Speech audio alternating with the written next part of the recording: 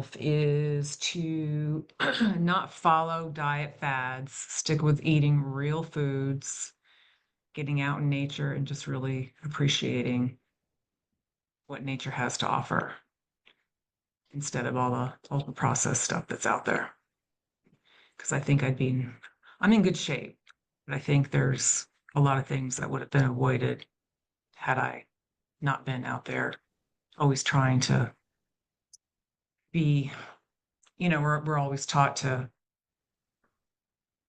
be skinny and all that kind of stuff. And there's a difference between being skinny and being healthy. So it's about health and eating the right stuff, doing the right exercises for the body and all that.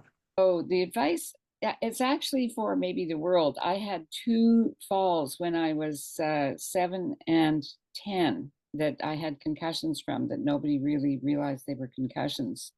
So to look after my head and be conscious of where I'm putting my feet. That's really the story. I've had many falls and many hits on the head over my lifetime. And it's really a serious thing to be aware of. And also now to be kind to myself because my brain isn't working the way I really would like it to. So just to be kind and gentle to myself as my brain navigates repair again. Thank you. Well, I would say that having been a person really dedicated to the work and the codes and this whole area of whole health and so forth, that and being very dedicated to that, I would say to myself, if I were looking back here, and say, learn and observe and learn and be curious and explore, volunteer, and and follow your what you feel like, what you're drawn to as far as your interests and stuff like that. But make sure you listen to yourself mostly. That's the most important, because there's a lot going on in the world, but take it with a grain of salt, whatever, learn from it, integrate it, but make sure that you're if you're using AI or whatever, that you make sure you use your green AI, your internal chat GPT brain, to not just your brain but your heart. So listen to yourself and follow your gut instincts. So I would tell my younger self that self-care isn't something I need to get by with like minimal amounts of. Like I can just like go overboard with the self-care, and there, like there's nothing wrong with that, and like that is like living the luxurious life I might have wished for, just giving myself permission to do more than just sleep for my self-care. So there's a lot more to self-care that I'm just now finding out about, and it took me almost 50 years to say, oh, there's nice things I can do. So I could have done this sooner, and I would have told my younger self it's okay and it's good. I would teach myself budget for healthy foods. Because when I was younger, I still do penny pinching regarding foods, but I make better choices this time. And I would budget for healthy foods and look for places where I could save money and still get healthy foods. Junk food, sure, it costs less, but it's junk food. From this group especially, I've learned so much about foods that it enhances what I already know and what I've learned. So I would eat more spinach and dark greens and flowers that are edible, dandelions, stuff. I when I'm thinking about what I would tell my younger self, I'm like, well, how young do I go? Because back in the 70s is when, they came out with the steroids and the antibiotics, and not, trying to hide or they were trying to hide that, you know, they would be gone when you cook the meat. And that's when I gave up meat. And so, what was it? About in the late 80s is when I was wrapped up with, you know, 3 kids under 5, and all of a sudden I got hit with lupus and rheumatoid arthritis, and just trying to make it. You know, I was more or less trying to get through the day and manage 3 kids, and not always have thinking on the healthy side. You know, it was, and I wouldn't say always fast food, but once a week was fast food. And so I would tell myself when I was raised, I would wish I could tell myself when I was raising kids that you got to make health a priority. You know, it's like I would pick up the kids, get to the fields, you know, get home, fix dinner, get baths, get them in bed, and say, oh, we made it through the day and I didn't lose a kid. So, I mean, that was the, you know, the wheel that I was on. So I would definitely say that you have to look at nutrition. Not every, I mean, there are fast meals that are nutritious, but to please all the kids, I kind of got away from that good nutrition and let myself go just to make sure that I was trying to, you know, get them through the day. So it definitely raising kids and planning foods, you really have to plan ahead, which I do now. I cook a bunch of stuff at the beginning of the week, so I have it for the rest and I don't have to worry about it. But yeah, planning ahead, making the meals nutritious.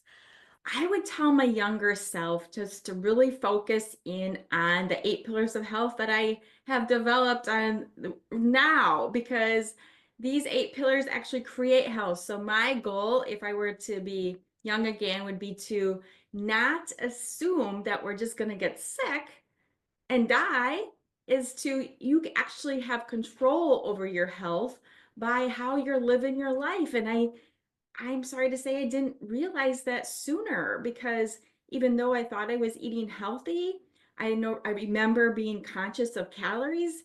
It's not about calories at all. If you're just focused in on eating real whole food, you can eat as much as you want, really, if you're focusing on healthy fats and fiber and protein.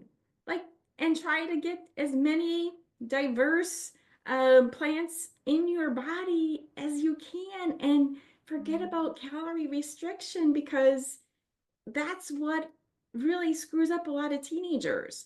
So I know that if I were young again, I'd be like, hey, just focus in on your nutrition, your water, your stress management, your sleep, your movement, your supplements, your gut microbiome, and your relationships.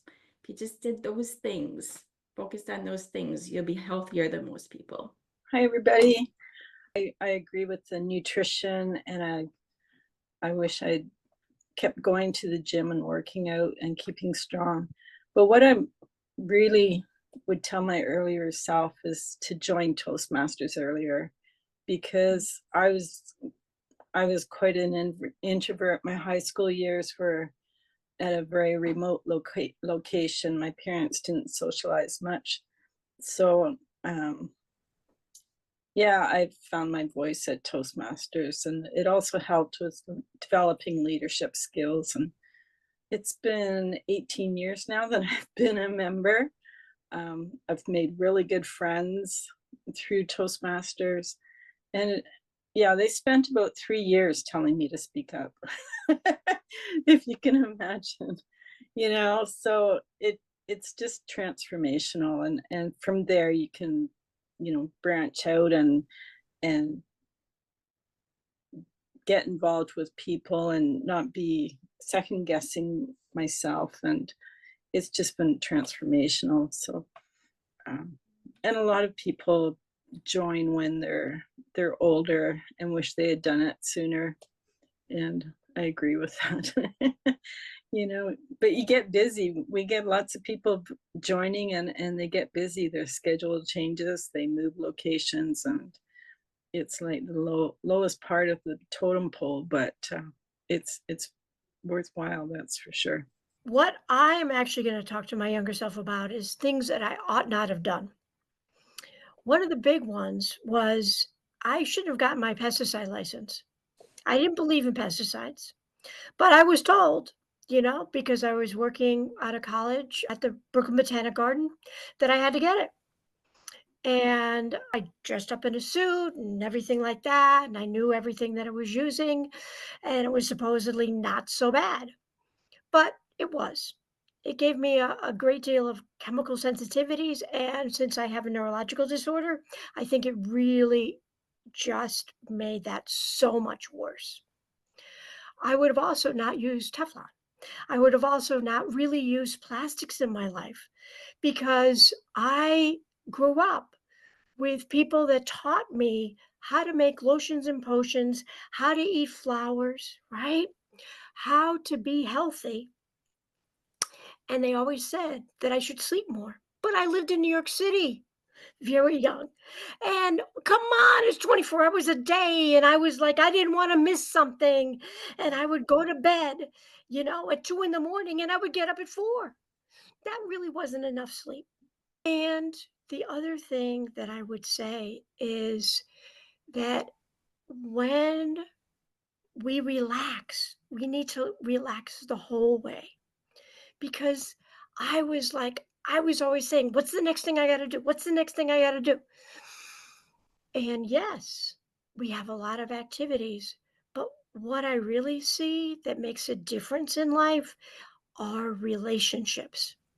And that's why I founded the Natural Health Collaborative, because the relationships between people, even over Zoom now, it's great to be in person, but that's what people, when they're older, close to the end of their life, really said was important. And I realized that. So we're here to support each other, to help each other with what we've learned. And I know that I want to help each one of you with whatever you need at the stage that your, business is in, right? We're all creating impact, but we also have to take care of ourselves. And I think that's what everyone has said here. Alexi. I would say to my younger self, do what really feeds your soul in terms of a career. Don't go to college just because everybody's going to college. If you want to be a ballerina, study how to become a ballerina. If you want to go into music, do that. If you want to be an artist, do that. Because what feeds your soul is what will be the driving force for you to be successful. And also really important is to find an older person that you have a lot of respect for who is in good health. And maybe your grandmother, maybe an aunt, maybe a teacher, and ask them what they do and how they have kept their health all these years. Because each one of us will eventually get to that place when we'll go, holy smokes, how did I become this age?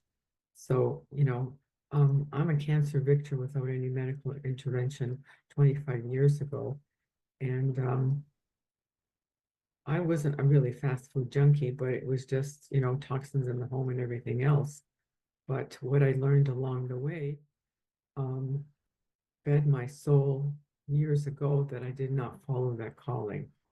And so I've made incredible changes, and I can inspire people now and be a role model for those that are younger, that feed your body the good stuff, because you'll pay for it in the end. Okay, I just got here, but I was rushing back because I wanted to catch something. I think, now from in this stage of life that I am now, and the things that I've learned is that I think if you can know your values and priorities and keep a focus and like have that develop your vision and then keeping that focus and let those other distractions and things fall away, and it makes for a lot more fulfilling life and less waste in your life, and just like finding the areas where you really shine, and those gifts that you have, let them flourish and share them with the world. And I think that's what makes for a happier life. And I would hope my younger self would listen to that. I know sometimes there's your wilder days or whatever, and that's a lesson in itself, is to listen to your elders. So, and with that, I'm complete.